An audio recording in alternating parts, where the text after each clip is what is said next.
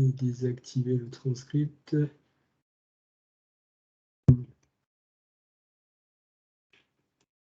Ok, c'est parti. Donc, bonsoir. Alors, bonsoir parce qu'il est 20h05 à La Réunion. Et donc, 17h05 en métropole. Bonsoir tout le monde. Bienvenue donc, sur ce webinaire consacré à la gestion des données sensibles. Donc, moi, je suis honoré de recevoir ce soir, hein, donc, dans le cadre de ce webinaire, M. Stéphane Doyen, qui est responsable des systèmes d'information de Transdev Healthcare et Santé Mobile Services. Et monsieur Louis-Philippe Sondek, CEO de Clever Identity, Data Anonymization, expert et aussi enseignant dans pas mal de, j'ai vu là sur Koenig, dans pas mal d'instituts. Donc, il pourra, pareil, donc tous les deux pourront se présenter plus longuement tout à l'heure dès qu'on va lancer. En tout cas, le sujet du jour, c'est, je les ai invités pour nous parler, comme c'est vraiment des grands experts du sujet, de la gestion des données sensibles, notamment par rapport à un projet de mise en conformité RGPD, parce que tout simplement, donc j'anime cette semaine une session de formation de 2 PO ici à La Réunion, avec des acteurs de l'île de La Réunion, mais aussi de Mayotte.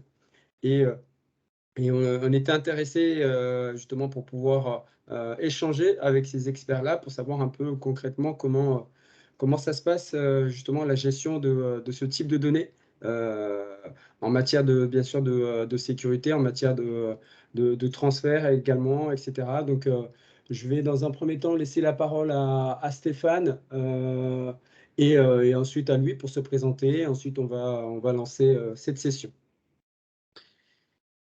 Eh bien, bonsoir tout le monde. Merci Chafik pour l'invitation. Donc, je me présente très rapidement. Effectivement, tu as déjà fait le tour au vu de ma carte de visite. Voilà, donc je suis effectivement RSI, responsable des systèmes d'information chez Transdev et les Healthcare. Transdev, c'est le groupe à 85 000 salariés, 17 pays couverts, et on est principalement dans le transport, bus, car, etc. Aujourd'hui, on est aussi dans le ferroviaire en Allemagne, on est aux États-Unis, enfin voilà, on est un peu partout. Et moi, de mon côté, c'est la partie santé France, parce qu'il y a la santé ailleurs, mais Santé France, et je m'occupe de tout ce qui est transport sanitaire, puisqu'on reste évidemment dans le transport. Donc voilà, mes spécialités, si on peut appeler ça, c'est évidemment le risk management, mais aussi la couverture des PO, puisqu'on toutes les sociétés filiales de notre réseau demandent à être conformes RGPD, qui est une obligation dès qu'on traite des données sensibles. Voilà, pour faire le tour rapidement. Merci beaucoup. Louis-Philippe. Le micro est coupé, Louis. Ah, là, vous m'entendez là? Ouais, très bien. Ok, merci déjà Mohamed pour ton invitation. Et comme tu as fait le tour déjà, alors je suis Louis-Philippe Sondek, docteur en informatique, en analysation de données, et CEO de l'entreprise Clever Identity, et nous proposons des solutions d'anonymisation de données pour différents sujets, que ce soit pour les données de santé ou les données bancaires. Par ailleurs, je suis aussi enseignant dans différents instituts en France, notamment l'Institut Polytechnique de Paris, mais aussi l'Université de Rennes 2 et l'IEP d'Atlantique. Donc voilà, on m'a dit que mon domaine de prédilection, c'est l'anonymisation de données, même si par ailleurs, j'accompagne des entreprises aussi pour la partie gestion de risques cyber. Voilà. Ok, merci beaucoup. Donc, on va tout de suite lancer le sujet avec Stéphane pour nous parler un peu justement de comment avoir son retour sur la gestion justement des données de santé. Alors, j'aimerais commencer par un remerciement spécifique dans cette formation, parce qu'à l'époque, quand j'ai été formé, moi, sur le RGPD, la donnée de santé était le grand inconnu, la grande inconnue, et on n'en a absolument pas parlé. Et tout ce qui était données de sensible, pas plus, parce que voilà, c'est quelque chose qui reste un peu spécifique, complexe, et qui demande une conformité et certaines certifications un peu spécifiques. Donc d'abord, peut-être pour cadrer un peu tout ça, je ne sais pas si dans la journée, vous avez échangé d'abord ce que c'est qu'une donnée sensible. Donc juste pour rappeler, hein, on est sur l'article 9 du RGPD et on parle des origines raciales, ethniques, opinions politiques, appartenance syndicale, j'espère ne pas en oublier, traitement de données génétiques, biométriques, la santé évidemment, et tout ce qui concerne vie sexuelle, orientation sexuelle d'une personne physique. Voilà en gros de quoi on parle quand on parle de données sensibles. Moi, évidemment, dans mon secteur, c'est plutôt la donnée santé, clairement. Alors pourquoi dans le transport sanitaire on parle de données santé d'abord? Simplement parce que quand on transporte une personne d'un établissement de santé vers son domicile ou vice-versa, ou d'un établissement de santé vers un autre établissement de santé, à un moment donné arrive la prise en charge de ce patient et quand on est sur un établissement de santé avec le service et la chambre, inévitablement on en devine forcément sa maladie même si elle est marquée nulle part. Voilà, c'est dans ce cadre-là qu'on retrouve toute cette information de données de santé et pourquoi le transport sanitaire aujourd'hui est dans la donnée de santé. En termes de sécurisation de cette donnée de santé, alors il y a des obligations par l'ANS, l'Agence nationale de santé, du numérique de santé, pardon, de la santé. C'est ce qu'on appelle le HDS, l'hébergement de données de santé, qui impose, dès qu'on fait du traitement de données sensibles et de santé, d'être hébergé et certifié dans ce type de data center. Qu'est-ce que le HDS? C'est une certification ISO 27001 avec une surcouche HDS, donc avec des contraintes encore supplémentaires. Donc, si vous avez déjà un peu parlé de l'ISO 27001, vous voyez déjà les contraintes du SMSI pour ça, et on rajoute en plus des spécificités au niveau de la donnée de santé. Voilà. Après, derrière, on est sur les bonnes pratiques, aussi bien au niveau de nos outils, au niveau de la sécurisation des transferts des flux, etc. Il n'y a rien de vraiment spécifique sur la donnée sensible. C'est plus vraiment au niveau gouvernance et donc le rôle du DPO d'identifier ces données de santé pour que dans le registre des activités de traitement, registre de catégorie d'activités de traitement, on puisse avoir ces traitements dits sensibles qui impose évidemment derrière un PIA, alors peut-être que vous en avez déjà parlé, voilà. Mais au niveau de la sécurisation elle-même, voilà, il n'y a pas plus de sécurité de plus que ce qu'on pourrait trouver sur une donnée à caractère personnel ou une donnée type bancaire, comme Louis-Philippe a évoqué tout à l'heure. Voilà en gros un peu comment c'est géré chez nous. Le micro qui était coupé. Ok, merci beaucoup Stéphane. Je vais pareil te donner la parole à Louis-Philippe pour nous dire un peu justement dans le cadre des accompagnements que tu fais, comment est gérée cette donnée de santé. Ok, déjà, parler de la mobilisation déjà de manière globale. La question c'est...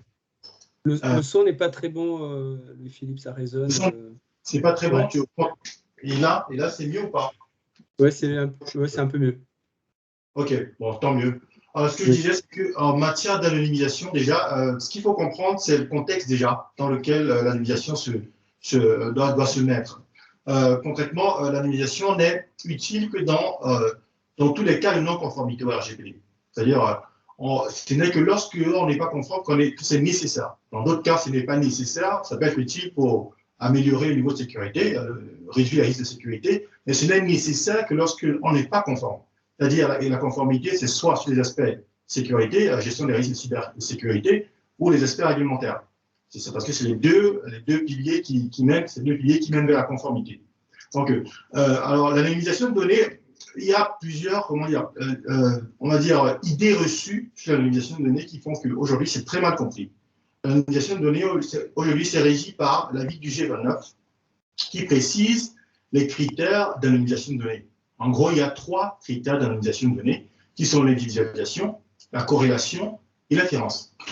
C'est un document l'avis a été publié en 2014 par le G29, qui est le groupe des CNIL européennes, des autorités de protection de données européennes. Aujourd'hui, c'est le CEPD.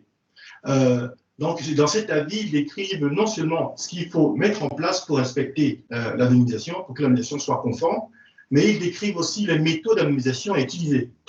Notamment, il y a 2 grands modèles d'anonymisation, la randomisation et la généralisation.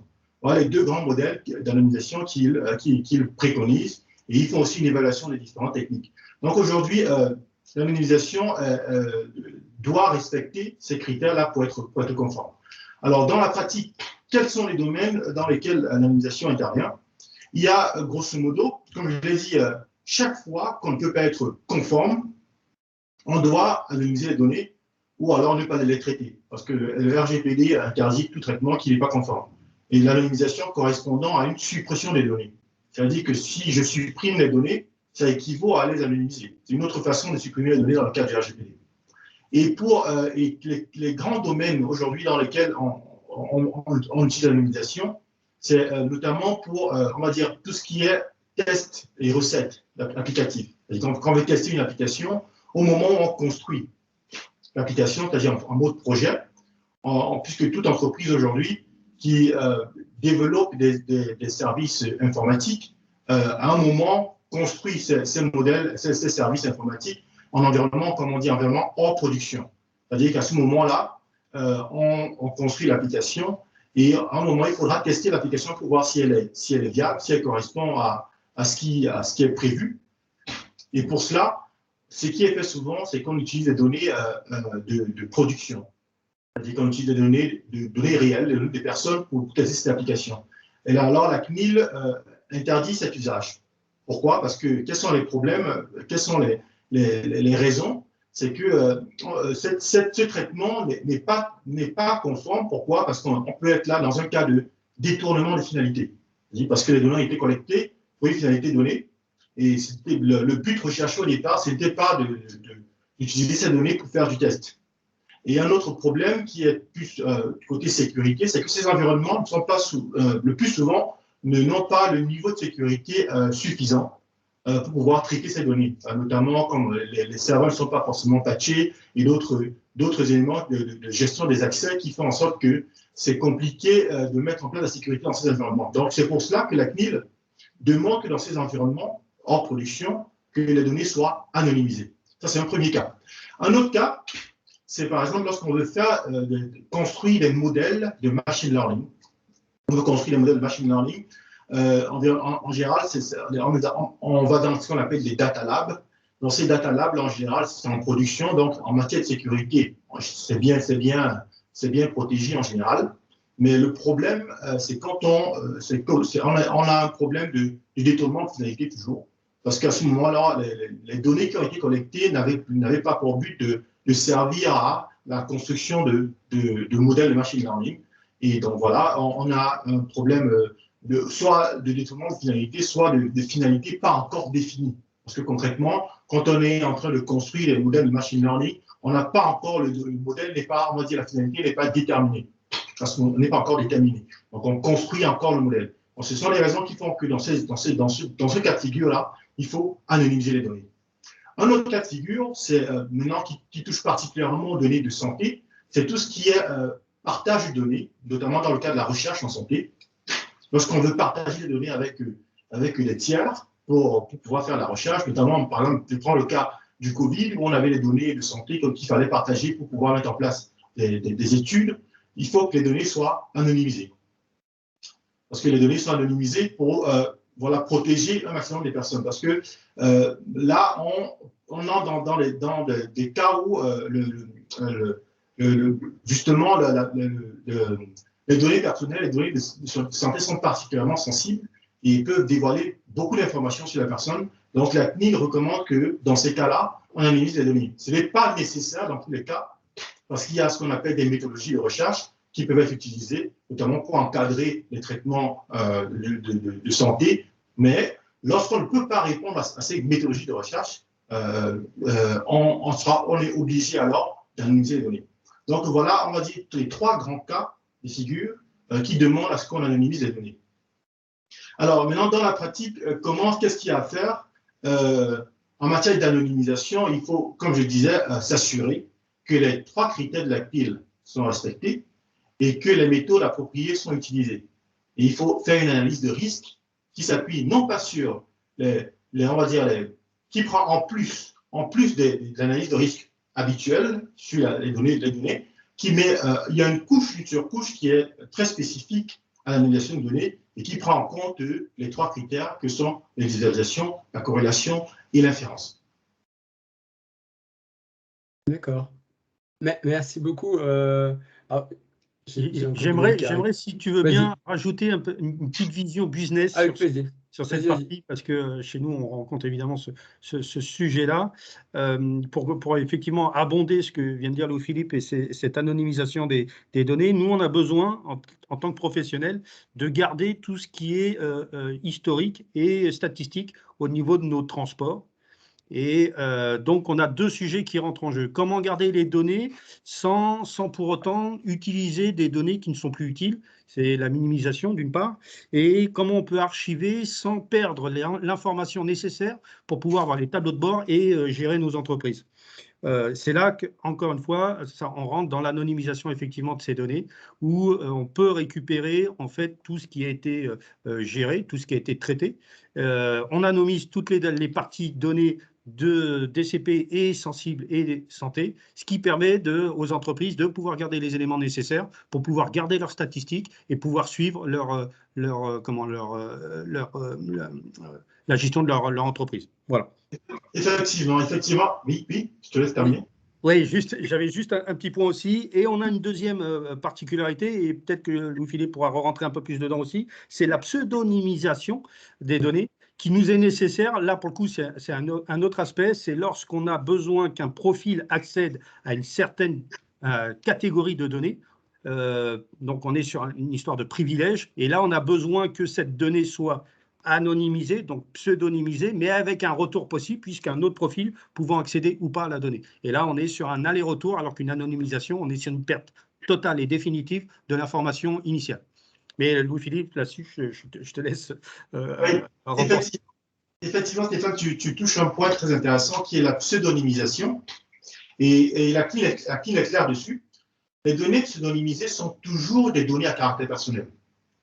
Les données anonymisées ne sont plus des données à caractère personnel. Voilà la principale différence. En général, ce qui est intéressant, la manière d'approcher, la manière utilisée pour expliquer les différences, pour montrer la particularité de l'anonymisation, ce que je fais en général, c'est faire une comparaison avec la pseudonymisation, mais aussi avec le chiffrement. Parce que les données pseudonymisées sont des données à caractère personnel, des données chiffrées aussi sont des données à caractère personnel. Ça veut dire quoi? Ça veut dire que si je chiffre les données et que je jette la clé de déchiffrement, je la supprime, les données dans l'état où elles se trouvent, c'est-à-dire elles sont chiffrées, elles restent des données à caractère personnel. Donc, il n'y a que l'anonymisation qui permet de faire sortir les données du champ d'application du RGPD. Et quand on parle d'anonymisation, il faut bien comprendre qu'on fait référence aux critères du G29 de 2014. Il n'y a aucune autre façon d'anonymiser les données. Parce qu'aujourd'hui, ce qui est fait, ce que j'ai parfois rencontré sur le terrain, c'est que lorsqu'on va anonymiser les données, on enlève le nom, le prénom, le numéro de téléphone, l'adresse mail. Lorsqu'on a modifié ces valeurs, ou on les a supprimées, on suppose que les données sont anonymisées. Ce qui est une grosse erreur. Pourquoi? Parce que les données, lorsqu'on supprime ces données-là, c'est-à-dire on va supposer qu'on a un jeu de données avec plusieurs colonnes. On a le nom, prénom, numéro de téléphone. On a supprimé tous ces noms, prénoms, numéro de téléphone, et qui, par exemple, il reste, je ne sais pas, l'âge de la personne, on va dire l'âge de la personne, son genre, si masculin, féminin. On a aussi, on va dire son code postal, pas son adresse, son code postal.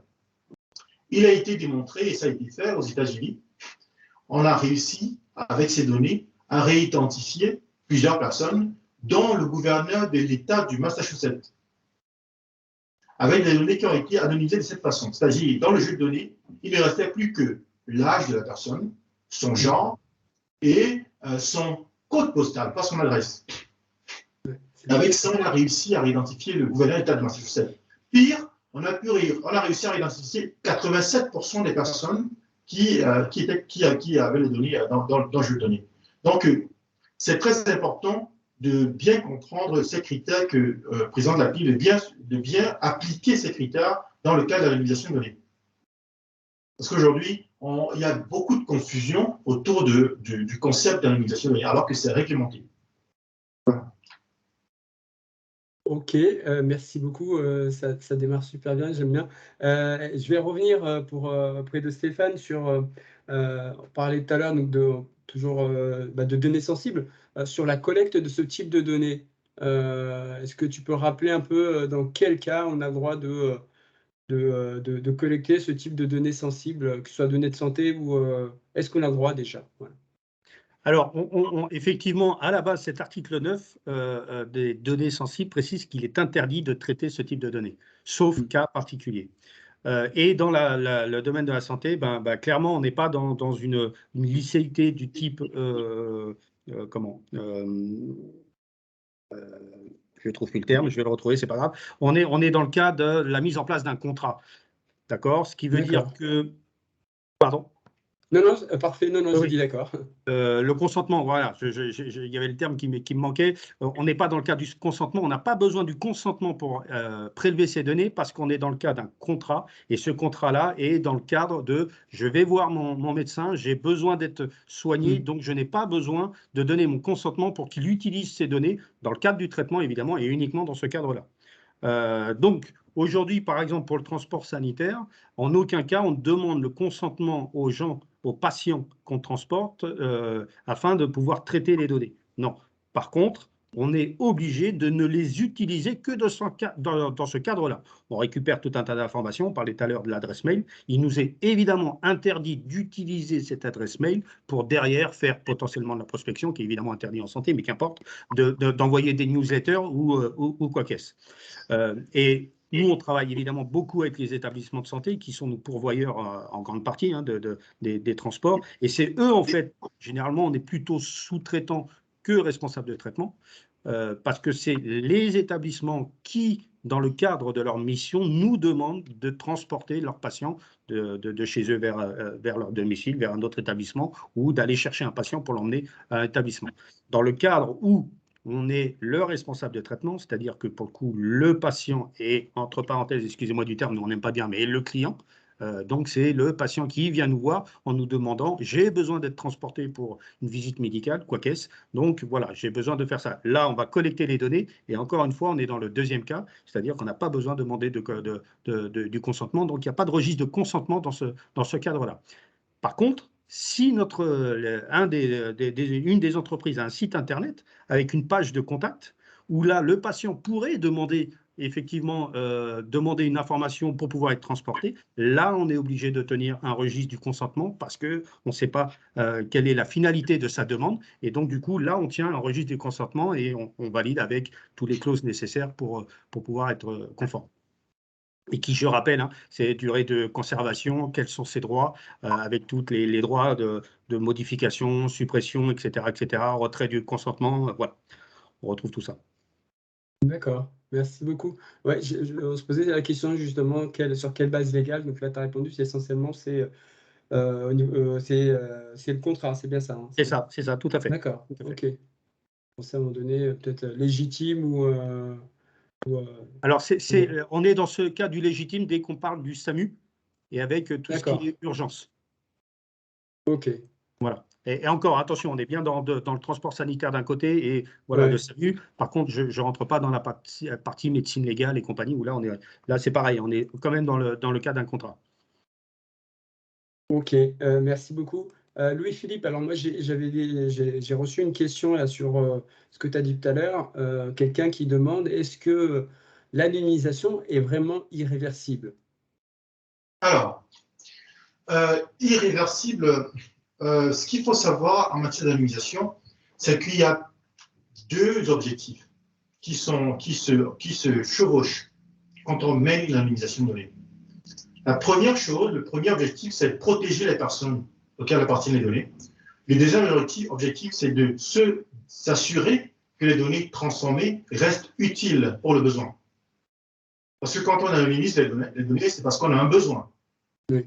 Il faut savoir qu'anonymiser, ça supprime, on réduit de l'information de certaines façons, que ce soit par généralisation ou par randomisation, qui sont les modèles préconisés par la CNIL. Ces modèles, essentiellement, réduisent la quantité d'informations contenues dans les données. Donc, concrètement, par rapport, si je prends le modèle de généralisation, qu'est-ce qu'on fait? Si je prends une adresse, je ne sais pas, par exemple, une adresse, ce que je peux faire pour généraliser, je vais conserver uniquement le code postal. Je vais supprimer tout le reste. Ça généralise parce que là, à ce moment-là, il y aura potentiellement plusieurs personnes dans mon jeu de données qui auront le même code postal.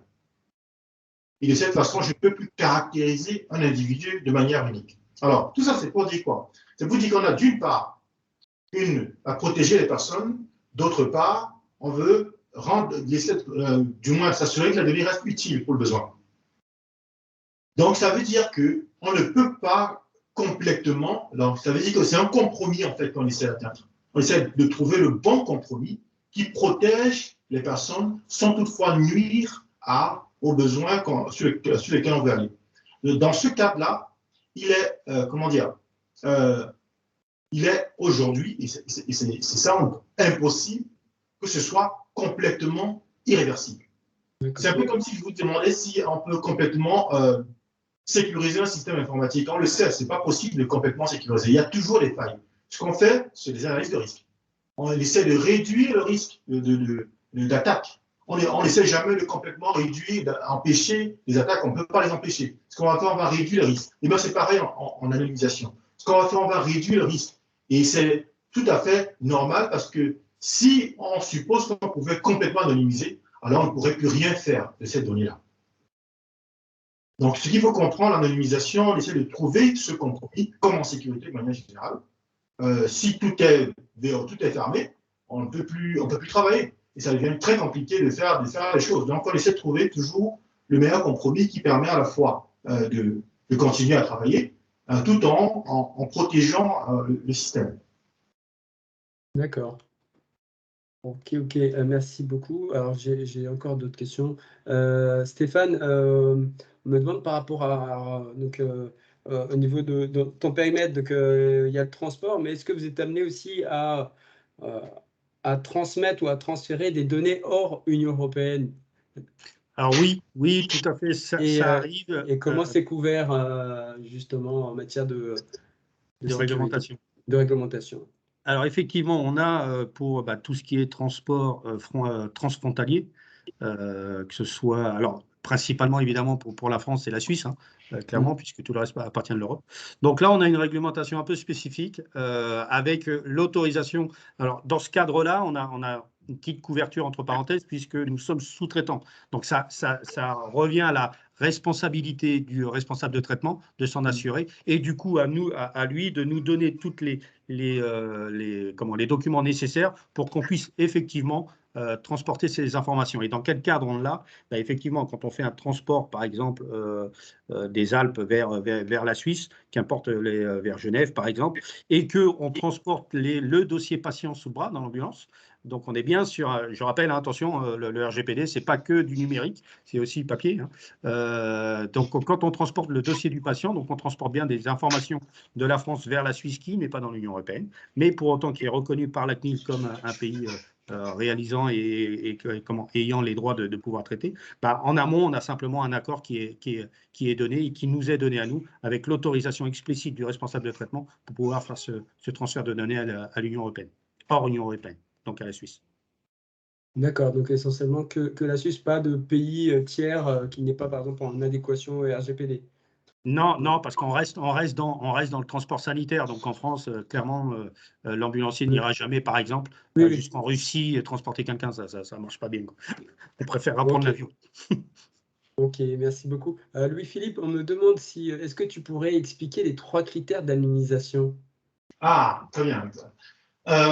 Les critères d'anonymisation, j'ai parlé de 3 critères: l'individualisation, la corrélation et l'inférence. Alors, l'individualisation, ça consiste à pouvoir caractériser une personne dans un jeu de données. Et cela peut se faire concrètement à travers ce qu'on appelle des identifiants. Il y a 2 types d'identifiants. Il y a les identifiants directs, les identifiants indirects. L'identifiant direct, typiquement, c'est votre nom. Notre identifiant direct, ça peut être votre photo. Un identifiant indirect, c'est le numéro de téléphone, ça peut être une adresse mail, ça peut être un cookie, ça peut être tout ce qui vous permet qui vous caractérise de manière unique dans le jeu de données. Alors, on peut aussi identifier les personnes, et ça, c'est là où beaucoup de personnes l'ignorent. On peut identifier les personnes à partir de ce qu'on appelle des quasi-identifiants. Il y a des identifiants, ensuite il y a les quasi-identifiants. Les quasi-identifiants sont des informations qui ne permettent pas directement de vous identifier de façon isolément, mais lorsqu'on les combine entre elles, on parvient à vous identifier. Alors, un exemple, c'est quoi? Ce qu'on appelle, par exemple, le web browser fingerprinting. Je ne sais pas si vous avez entendu parler du web browser fingerprinting. En fait, l'idée, c'est de pouvoir à partir des informations qu'on récupère sur votre système, de votre navigateur, on parvient à vous caractériser sur Internet. On va dire que c'est un type de cookie qui est persistant utilisé par Google Analytics, par exemple. Il va prendre quoi? Il va prendre la version de votre navigateur, il va prendre la position des pixels sur votre écran, il va prendre votre adresse IP, il va combiner un certain nombre d'informations comme ça. Quand il les aura bien combinées, ça va vous rendre unique sur Internet.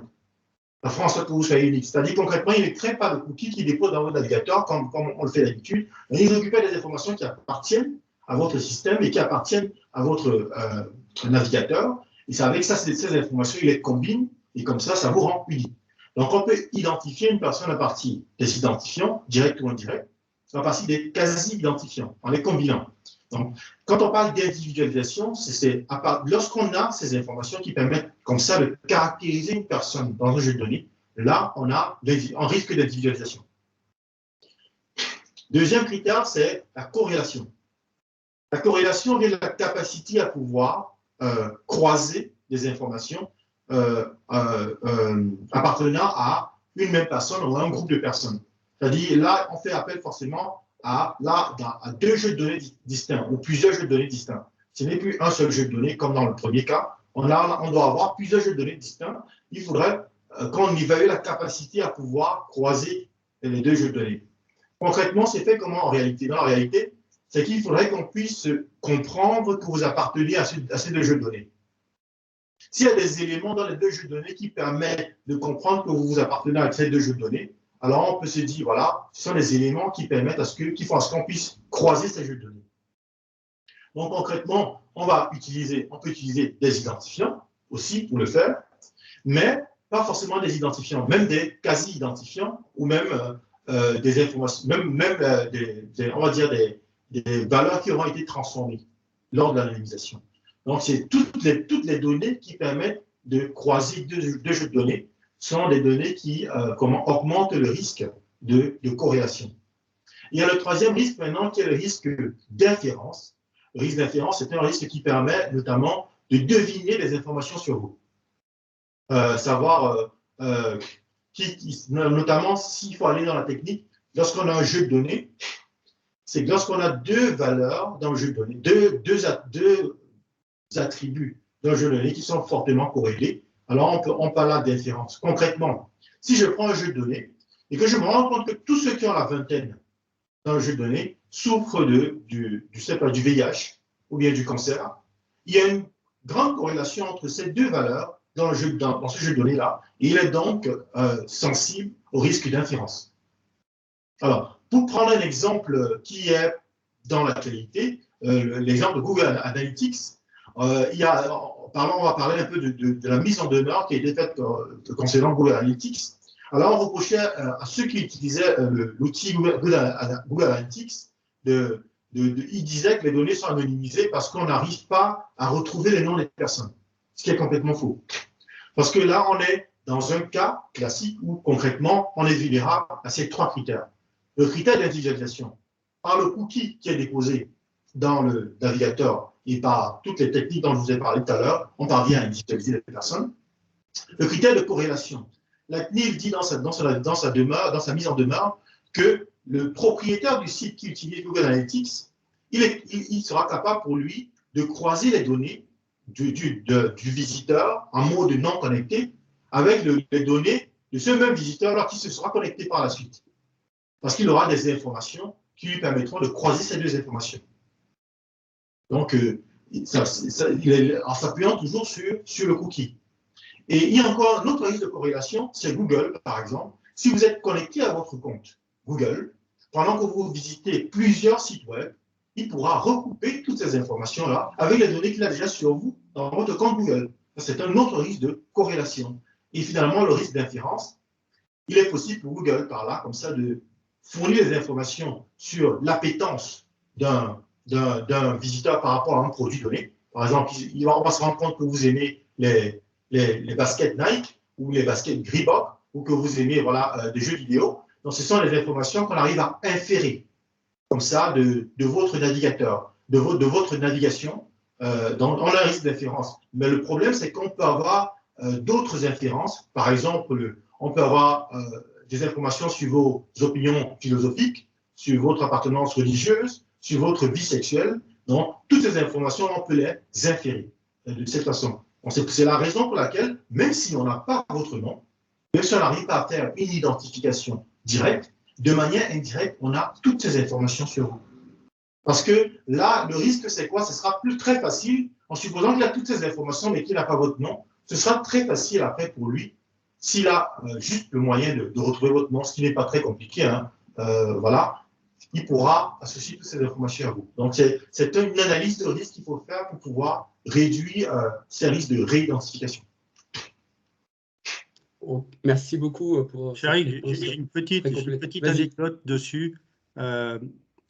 C'est le fisc qui a demandé une étude un peu au niveau national pour identifier à peu près les niveaux de salaire par tranche, etc., etc. Et qui a fait faire une cartographie au niveau de la France avec des carrés d'un kilomètre sur un kilomètre, pensant que tout était anonymisé, hein, il n'y avait aucun risque d'identifier qui que ce soit, sauf que pas de bol, dans certains carrés d'un kilomètre sur un kilomètre, il n'y avait qu'une maison. Et donc, in fine, grâce à cette information, on savait exactement quel était les impôts de cette personne et de l'identifier, etc. Ça rejoint ce que tu dis. Exactement. Alors, on est dans un cas de figure où on a une situation, on est sensible au risque d'individualisation, parce que là, si dans un carré, il n'y a qu'une seule personne, on a le risque d'inférence, parce que là, on arrive à directement relier l'information de cette personne qui est dans ce carré avec son salaire, ou bien son voilà. Donc, on a directement individualisation et inférence. Voilà. Au moins ces deux-là. Pour ce cas de figure. Merci beaucoup. J'ai encore une autre question, mais je voulais passer un peu la parole à Stéphane sur tout à l'heure, Louis-Philippe en a parlé à plusieurs reprises sur les analyses d'impact, notamment concernant les données de santé. Comment toi, en tant que DPO, comment tu surveilles, comment tu t'impliques sur ces analyses d'impact? Alors, d'abord, on va peut-être préciser quelle est l'obligation de cette analyse d'impact. Effectivement, une analyse d'impact, d'après la CNIL, est obligatoire à partir du moment où on a un traitement qui dit à risque, et donc qui en cas de manquement aux besoins de sécurité, donc DIC, disponibilité, intégrité, confidentialité, poserait un problème sur des informations DCP. D'accord. Et nous, dans la santé, par définition, comme on est sur de la DCP sensible, il n'y a pas à se poser de questions. De toute façon, tous les traitements qui gèrent de la santé méritent et doivent avoir une analyse d'impact. Donc ça, c'est le premier point. Ensuite, comment nous, on aborde le sujet? Une analyse d'impact pour nous, si on prend le traitement principal dans notre corps de métier, c'est le transport d'un patient. Les transports d'un patient, ça implique donc effectivement le moment de la collecte de l'information, comment on la traite pour réaliser cette mission, organiser la mission, dans quel outil ça passe, qui fait quoi, comment on facture, comment on envoie les informations aux différents partenaires et prestataires, etc., jusqu'à un moment donné, la perte de l'information, voire l'archivage pour, comme on a dit tout à l'heure, tout ce qui était statistique. Donc, quand on met en place un PIA dessus, simplement, on voit avec, et je rappelle aussi, pardon, je ne l'ai pas précisé, que la CNIL précise que le PIA doit être mis en place par le responsable de traitement et non pas par le DPO, d'accord? Mais bon, la réalité du terrain, on sait bien que voilà, les gérants d'entreprise sur le sujet ne savent pas trop de quoi on parle, donc c'est évidemment les DPO qui les mettent en place, mais forcément en relation avec le responsable de traitement, parce qu'il n'y a que lui, à un moment donné, qui peut valoriser et donner la criticité des risques identifiés d'une part, et savoir est-ce que ce risque, on le garde en inacceptable, voire en acceptable, voire en résiduel, etc. etc. Donc voilà un peu comment on conçoit ça, et derrière, il suffit un peu de voir tout le process. Donc on est un peu dans une démarche type SMQ 9001, c'est-à-dire qu'on va prendre le processus complet, on va l'étudier de A à Z, par contre on rajoute des informations d'outils, etc. Et on ne se concentre évidemment que sur la DCP et non pas sur tout le reste que ferait le 9001. Voilà comment on met ces analyses d'impact. Et derrière, évidemment, l'outil de la CNIL pour ça est très, très bien fait. On est en version 3 de mémoire 3.0 oui, c'est ça. et permet d'avoir une analyse d'impact et à la fin un radar précis de ce qu'il y a à corriger, des mesures qui ont été mises en place, celles qui doivent être mises en place, etc. Et tout ça, bien sûr, toujours et évidemment validé par le responsable de traitement et le gérant de l'entreprise pour nous. D'accord, merci beaucoup. Vas-y. Pour aborder dans ton sens, effectivement, ce qui intéresse, c'est la DCP, c'est-à-dire on essaie de protéger, dans l'analyse de risque, c'est pour protéger la personne concernée par l'entreprise. Parce que souvent, quand on fait des analyses de risque, on fait souvent l'analyse de risque pour les impacts sur l'entreprise. Dans l'AIVP, exactement comme le disait Stéphane, c'est les DCP, c'est-à-dire les personnes concernées qu'on essaie de protéger. Donc là, c'est un peu, comment dire, c'est un peu, ça peut amener à un arbitrage qui varie en fonction du besoin, effectivement, de l'analyse. D'accord. Merci beaucoup. Louis-Philippe, une question. Alors, tout à l'heure, tu parlais justement, toujours sur l'anonymisation, tu parlais qu'il y avait deux modèles d'anonymisation, la généralisation et l'ajout de bruit. Est-ce que tu pourrais définir un peu plus l'ajout de bruit? Alors, la généralisation, oui, et la randomisation. La randomisation, ouais. Oui, la randomisation, on va dire, il y a plusieurs techniques dans la randomisation. Il y a l'ajout de bruit, il y a, on va dire, c'est une spécificité de l'ajout de bruit, c'est la confidentialité différentielle, qui est voilà, on dit c'est la plus célèbre aujourd'hui des méthodes d'anonymisation, même si dans la pratique, elle n'est pas très utile. Voilà, il y a très peu de cas d'usage qui peut utiliser la confidentialité différentielle. Alors, l'ajout de bruit, ça consiste à faire quoi?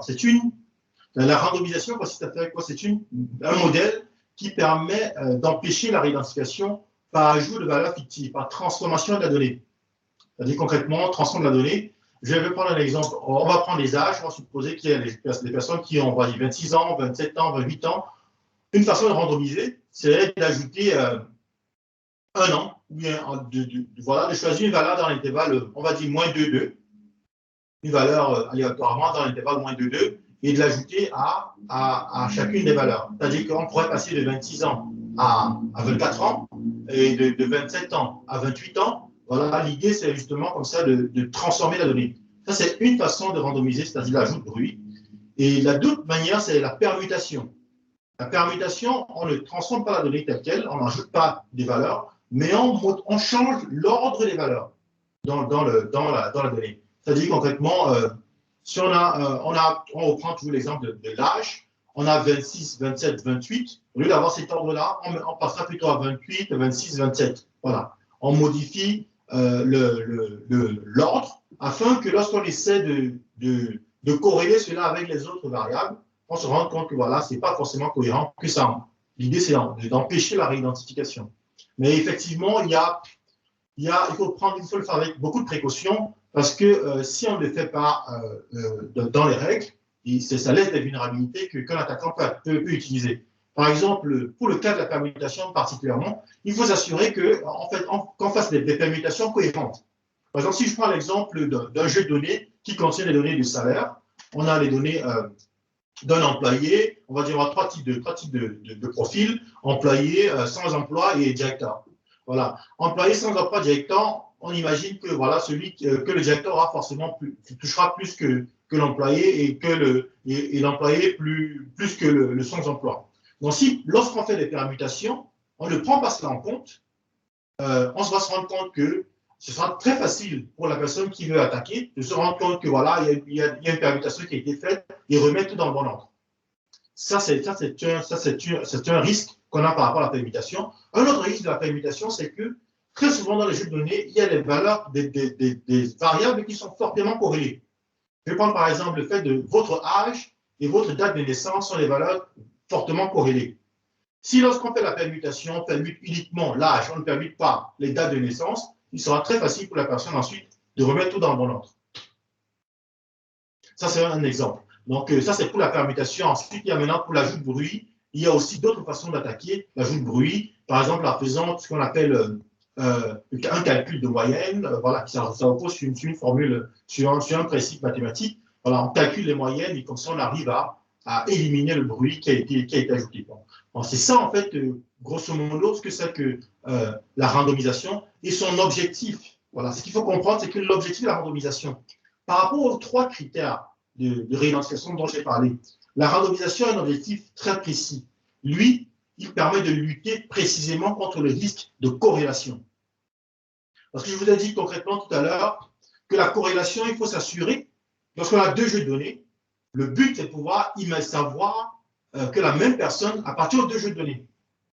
Lorsqu'on applique la randomisation, c'est-à-dire l'ajout de bruit, la permutation, ça embrouille l'attaquant. Et comme ça, puisque les données ont été transformées, il ne peut pas véritablement savoir si la personne appartient à ces deux jeux de données. Donc, voilà pourquoi c'est intéressant spécifiquement pour le risque de corrélation. Ok, merci beaucoup. J'ai une question, Stéphane, qui m'a été envoyée tout à l'heure sur comment vous gérez les cas de violation de données de santé, justement. Comment vous gérez, quel processus vous avez mis en place pour pouvoir être dans les clous, notamment par rapport à l'autorité de contrôle, par rapport aux personnes concernées, parce qu'effectivement, il y a comme c'est des données de santé, c'est des données sensibles, il y a forcément un risque élevé pour les personnes concernées derrière. Donc, comment vous gérez ce type de processus On paye la rançon. Voilà. Ceci dit, plus sérieusement, bon, évidemment, je ne suis pas sûr que du fait que ce soit une donnée sensible, on ait une contrainte supérieure par la CNIL à une fuite de données standard. D'accord. Clairement, la CNIL, enfin le RGPD entre autres, précise qu'il faut déclarer sous 72 heures après connaissance de la dite fuite, il faut le déclarer au niveau de l'autorité de contrôle. Nous, on n'est pas mieux que les autres sur le sujet, hein, on peut pas, alors évidemment, hors tout système qu'on mettrait derrière, IPS, IDS, enfin voilà, tous ces systèmes derrière de sécurité qui permettraient de nous remonter les attaques, hors ransomware, parce que là, il n'y a pas de secret.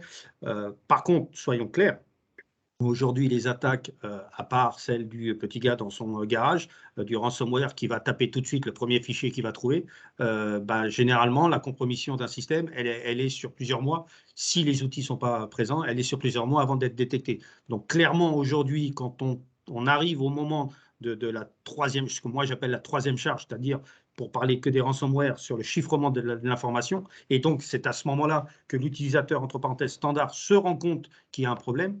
Clairement, aujourd'hui, on le sait, en termes de mode opératoire, on est sur on rentre dans le système, on visite le système, on apprend du système, on collecte potentiellement toutes les informations, d'accord? Et ensuite, derrière, une fois qu'on a tout ça et qu'on a bien identifié aussi tout ce qui était sauvegarde, on se met en phase 3 et on opère au chiffrement. À partir de ce moment-là, effectivement, les systèmes, quand on les détecte, là, il n'y a pas 36 solutions, hein, c'est une déclaration CNIL instantanément, en fonction de si, vous avez peut-être entendu parler, mais aujourd'hui, de plus en plus, les CH et CHU vont être organisés par l'ANSSI en tant que OSE, d'accord, les opérateurs de services essentiels. Et donc, ils sont obligés de respecter la réglementation NIS et NIS2 aujourd'hui. Mais voilà, outre ça, on n'a pas de protocole spécifique pour le côté sensible. On doit faire une déclaration. On doit évidemment prévenir, et on a eu ces fameux cas dans l'ouest de la France, en Bretagne, où ce laboratoire, enfin cette chaîne de laboratoire a fait fuiter malheureusement 500 000 comptes, d'accord, de patients en analyse biologique, et que comme ils ont voulu jouer les malins avec la CNIL, ils n'ont pas déclaré tout de suite, la CNIL leur a simplement expliqué que maintenant ils allaient devoir prendre le téléphone et avertir les 500 000 personnes. Donc, outre l'amende qu'ils ont payée, outre l'amende que la CNIL a mis, il a fallu, et il faut imaginer le temps derrière en termes d'ETP, pour pouvoir mettre en place cette prévenance et prévenir tous les gens impactés. Mais voilà, au niveau santé, c'est une prérogative, on n'a pas le choix. Si effectivement il y a une fuite de données, il faut prévenir tout le monde. Et là, tout de suite, les coûts explosent parce que, on comprend bien que quand on gère, moi, les bases de données des sociétés dans notre réseau, on est sur 90 000, 100 000 patients. Donc tout de suite, le temps d'analyse de travail derrière, il est juste exponentiel. Et les coûts, souvent, on dit, hein, au niveau santé. Moi, je n'ai pas de cas encore dans mon réseau, et tant mieux. Mais souvent, on est sur une fermeture d'établissement au bout de 12 mois, quand il y a une vraie fuite avec ransomware, etc. Les coûts sont tellement énormes de rémédiation que voilà, il vaut mieux anticiper, sensibiliser, former en permanence, penser toujours ça, même si ce n'est pas suffisant, mettre la base, hein, les prérequis de l'ANSSI, vraiment pour éviter d'en arriver à cette phase où, effectivement, une fois que la fuite est arrivée, bah là, on n'a plus qu'à, entre parenthèses, serrer les cuisses, quoi. Ok, merci beaucoup Stéphane. Allez, je t'en prie. Louis-Philippe, j'aimerais bien que on arrive bientôt, il nous reste à peu près 10 minutes à la fin de la session. Est-ce que tu peux nous parler un peu de Cleaver Identity et de ce que vous proposez justement en matière d'anonymisation ou d'autres, en tout cas ce que vous proposez aux personnes pour qu'on puisse savoir exactement ce que vous faites, pour qu'on puisse peut-être vous contacter si on a besoin justement de solutions, parce que c'est ça aussi, c'est que moi voilà, je suis formateur, mais clairement en matière de solutions, j'en connais pas beaucoup, donc j'ai été agréablement surpris de savoir qu'effectivement tu as développé, en tout cas via ta société, une solution. Donc ça Ouais. Si tu peux nous en parler. Ouais. Alors, Cleaver Identity, nous proposons plusieurs solutions d'anonymisation. Nous nous sommes rendus compte que voilà, c'est un besoin qui revenait à chaque fois, qui a le besoin déjà d'évaluation, tout simplement, de l'anonymisation qui est faite. Aujourd'hui, il n'y a pas d'outils sur le terrain, je n'en ai pas trouvé, qui permettent d'évaluer l'anonymisation selon les 3 critères de la CNIL, pour concrètement savoir le score qu'on a, avant éventuellement de voir si on a besoin de mettre en place des méthodes d'anonymisation. La première chose à faire, c'est évaluer. Parce que concrètement, si la CNIL arrive et qu'elle veut faire un audit, c'est par rapport à ces critères-là qu'elle va faire son audit. Il y a eu des précédents déjà. Bon, je peux citer par exemple le JCDecaux qui a subi une mise en demeure et d'autres entreprises encore.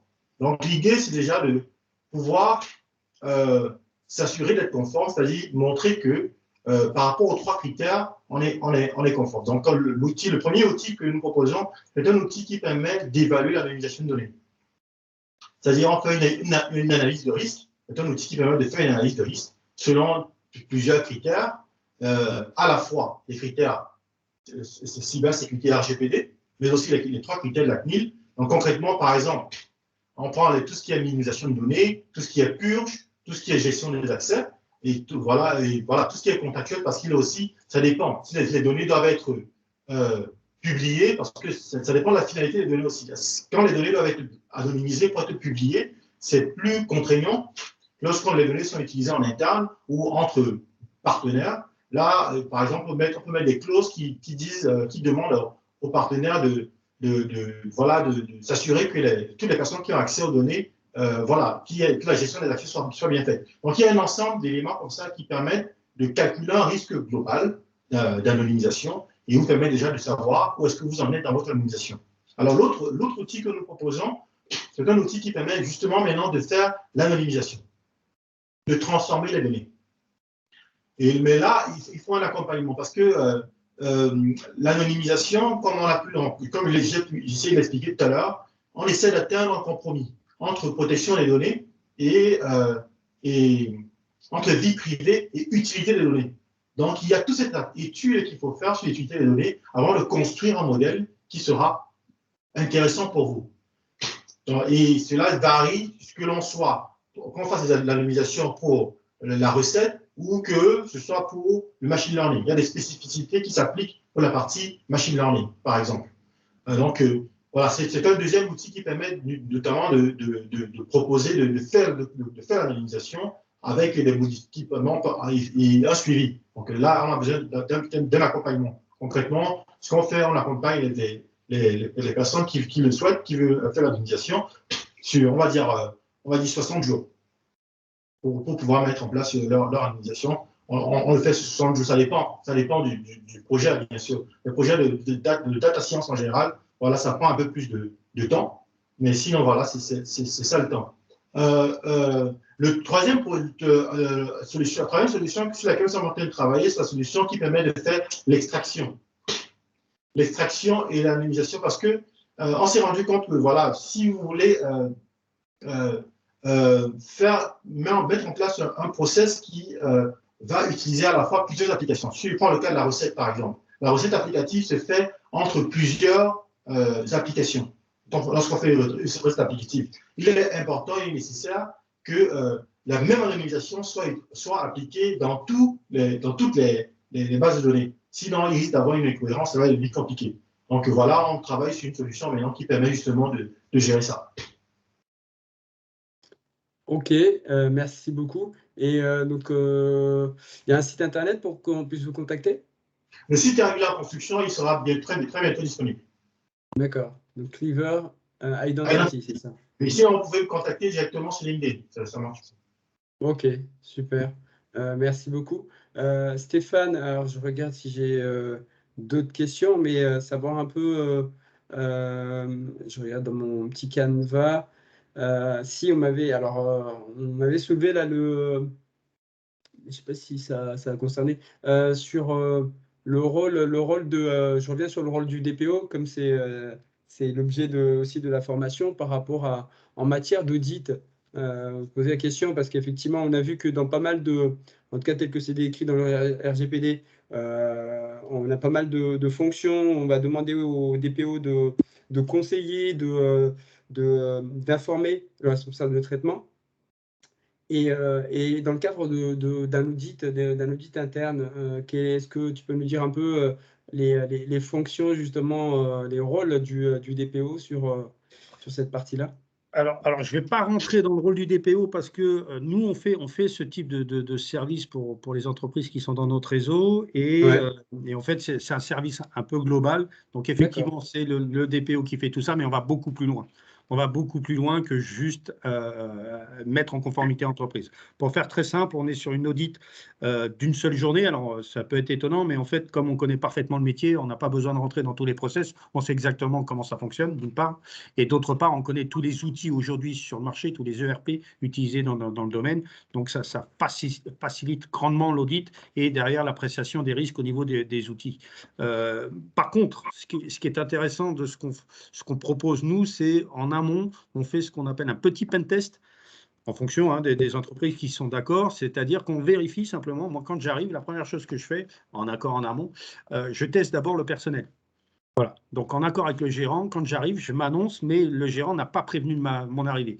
Et on vérifie si effectivement on me laisse rentrer sans trop de problèmes, si on me laisse me mettre à une place pour pouvoir me connecter sur le SI, etc., alors que les salariés ne sont pas au courant. Et tout ça, simplement, en faisant un petit peu de social engineering, mais comme on est dans un écosystème que je connais, voilà, je me présente sous le réseau, je leur explique que je viens faire un audit suite à une demande du patron et je vois simplement si les salariés, effectivement, me laissent rentrer ou pas. Ça, c'est la première phase. Est-ce que je peux mettre le pied dans la porte?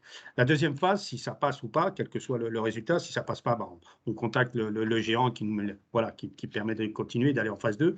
Derrière, je vais faire un pen test du SI. Je vais tester simplement si je suis en capacité, en l'état, de rentrer dans le système. Est-ce que je peux craquer le Wi-Fi? Est-ce que je peux avoir des informations qu'on laisse traîner dans l'entreprise un peu partout, comme parfois, hélas, des post-it avec les mots de passe, etc. Voilà, je fais différentes étapes. Donc, en gros, pendant 2-3 heures, je fais un vrai audit SI de sécurité. Ensuite, je prends la main sur chaque poste. Je regarde, est-ce qu'ils ont le droit, quelles sont les données auxquelles ils accèdent? Est-ce qu'en tant qu'utilisateur et profil, est-ce qu'ils ont le droit d'avoir accès à ces informations? On trouve souvent dans les dossiers partagés, scanners, etc., tout un tas d'informations où le profil lui-même n'a pas le droit d'y avoir accès. Voilà. Donc, on voit un peu tout ça. On étudie les profils de chaque opérateur pour voir le niveau de privilège, le niveau d'accès. Est-ce qu'ils ont le droit d'en connaître ou pas? Une fois qu'on a fait tout ça, je vais parfois un peu plus loin, j'essaye d'aller récupérer des mots de passe, etc. Quand certaines entreprises sont un peu plus architecturées et correctement architecturées au niveau IT, on a des domaines, on a des serveurs. Donc j'essaye, voilà. J'essaye d'aller au plus loin pour savoir si j'étais un hacker avec plus de temps, est-ce que j'arriverais à rentrer plus ou moins facilement? Et si oui, qu'est-ce que je pourrais récupérer? Quelles sont les informations que je pourrais récupérer et derrière monnayer? N'oublions pas quand même qu'une donnée de santé, je vais vous donner un exemple assez caricatural. Sur le dark web, un numéro de carte bleue, ça se vend entre $1 et $1,50. D'accord? Une ligne complète de données de santé, c'est entre 15 et $20. avec l'information complète, numéro de sécu ou équivalent pour étrangers, etc. Et ça, alors je ne veux pas donner de mauvaises idées hein, à tes élèves, mais l'idée, c'est assez simple à comprendre, simplement parce que si je me présente, moi, avec une base de données de 20 000, 30 000 personnes avec des maladies de longue durée, etc., et que je me présente dans les banques de la région, ou chez les assureurs, je pense qu'ils seraient plus qu'intéressés de savoir que oui, potentiellement, il y a des futurs clients qui vont faire des crédits et qui ont des problèmes de santé. Et là, cette base de données, elle vaut une fortune. Voilà. Donc, c'est très vite, on comprend très vite ensuite l'intérêt du hacker derrière de récupérer ces données et de mettre les moyens derrière pour les récupérer. Parce que dans même les petites sociétés, on est sur des 15 000, 20 000 lignes, et tout de suite, ça commence à faire des chiffres assez impressionnants. Donc voilà, la première chose que je fais quand je fais mon audit, moi, pour les mettre en conformité, c'est de vérifier leur niveau et leur maturité en termes de sécurité SI. Et ensuite, derrière, effectivement, on met en place tout ce qui est corpus documentaire avec les préalables, les contrats de travail, les clauses RGPD dans les contrats de travail, les contrats avec les sous-traitants, etc., etc., etc. Voilà.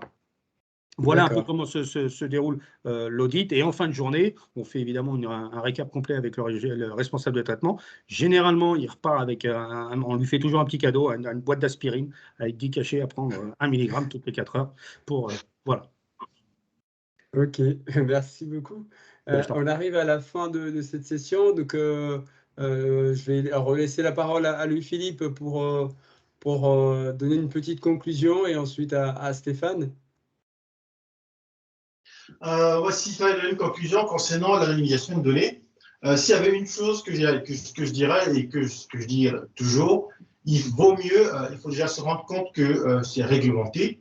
Il faut s'appuyer sur le référentiel qui est aujourd'hui le seul, parce que j'échange régulièrement avec la CNIL.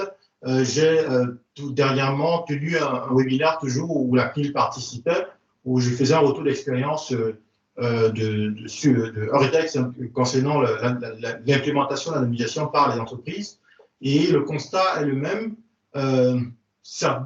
Nombreuses sont les entreprises qui ne s'appuient pas sur le G29, sur l'avis du G29, qui n'ont même pas conscience de cet avis-là. Donc, c'est important de prendre conscience que l'anonymisation doit s'appuyer sur cet avis et qu'il faut implémenter, il faut mettre en place, il faut mettre en pratique ce qui est décrit dans cet avis sur l'anonymisation de données.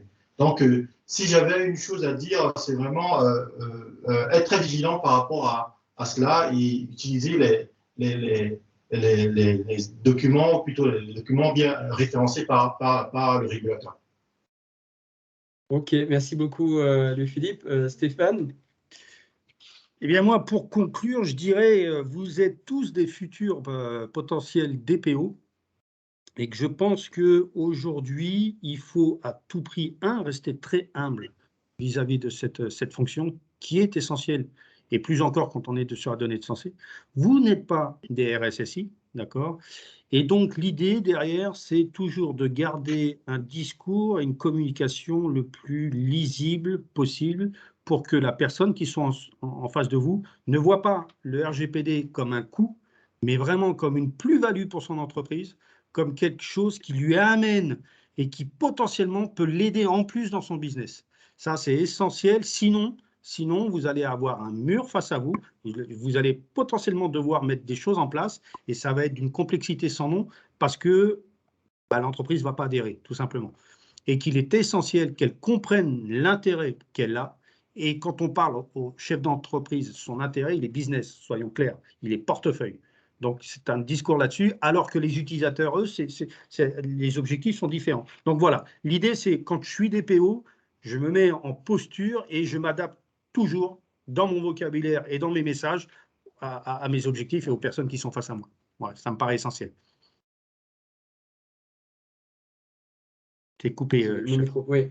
Un grand merci Stéphane, et j'adhère totalement là à cette philosophie, et vraiment merci beaucoup donc d'avoir accepté de venir partager avec nous, avec toutes les personnes présentes, vos connaissances et compétences, Stéphane et Louis-Philippe.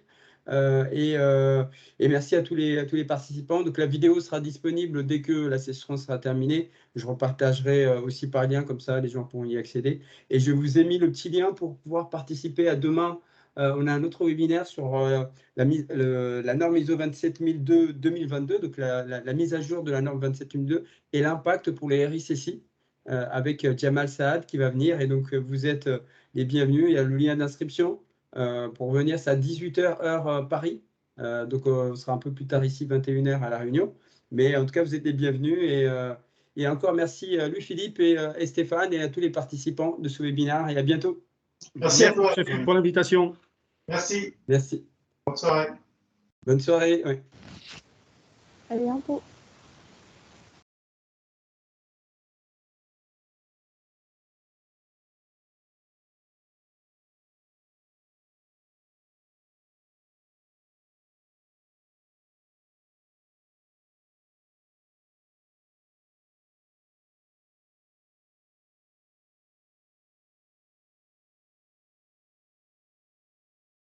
Louis-Philippe, de toute façon, je te recontacte bientôt là pour. Ça m'intéresserait de tester Cliver Identity. Donc, je te recontacte très prochainement parce que j'aurai des besoins sûrement prochainement.